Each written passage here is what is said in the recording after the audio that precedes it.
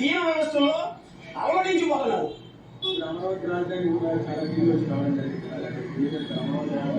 అమరావతి రాజధాని అనేది అది ముగిసిన అధ్యాయం. ఈ యొక్క ఘటనతో చంద్రబాబు నాయుడు చేసిన ఈ యొక్క కుట్ర ఘటన అసలు వైఎస్ఆర్ కాలనీ మునిగిపోవడానికి ప్రధాన కారణం చంద్రబాబు నాయుడే.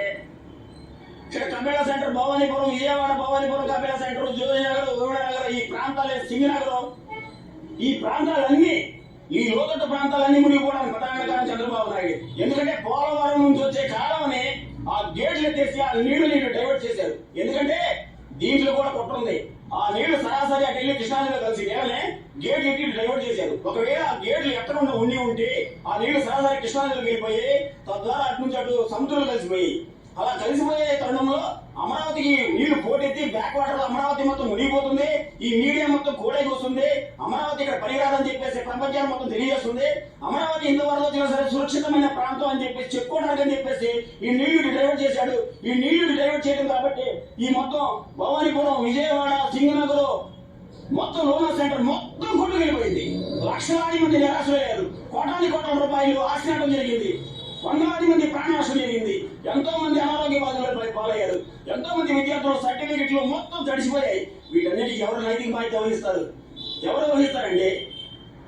ఏ మీడియా ఛానల్ చూపిస్తుందా? ఎవరైనా సమస్యలు చూపిస్తున్నారా? పోనీ మాలాంటి వాళ్ళు ఎవరైనా ప్రపంచాన్ని చూపిద్దామని చెప్తే సమాచారం లేదు, నెట్వర్క్ లేదు, ఫోన్లు లేవు. దయచేసి కేంద్ర ప్రభుత్వం ఈ విషయం మాత్రం తక్షణమే జోక్యం చేసుకోవాలి. దీని మీద విచారణ జరిపించాలి. పైనుంచి వస్తున్న వాటర్ని అంచనా వేసే వ్యవస్థ ఉండి కూడా మీరు ఎందుకు అంచనా వేయలేదు? ఎందుకు? ఒక్క రోజుకి మొత్తం విజయవాడ మొత్తం 40 సంవత్సరాల చరిత్రలో విజయవాడ మొత్తం ఎప్పుడు ఇంత దారుణమైన పరిస్థితి ఎదుర్కోలేదు. కరకట కింద ఆయన పంపముని పోయి వెళ్ళి కలెక్టరేట్ ఆఫీస్ లో తలదాచుకున్నాడు. ఈయన వర్ధవతి ఏ విధంగా కాదుకుంటాడు? అసలు పూర్తిగా సమాచార లోపం. ఇంత పెద్ద ఎత్తున వరద వస్తున్నప్పుడు ఒక వ్యవస్థ ఏం చేస్తుంది? ఇరిగేషన్ డిపార్ట్మెంట్ ఏం చేస్తుంది? పంచాయతీ శాఖ ఏం చేస్తుంది? కార్పొరేషన్ ఏం చేస్తుంది?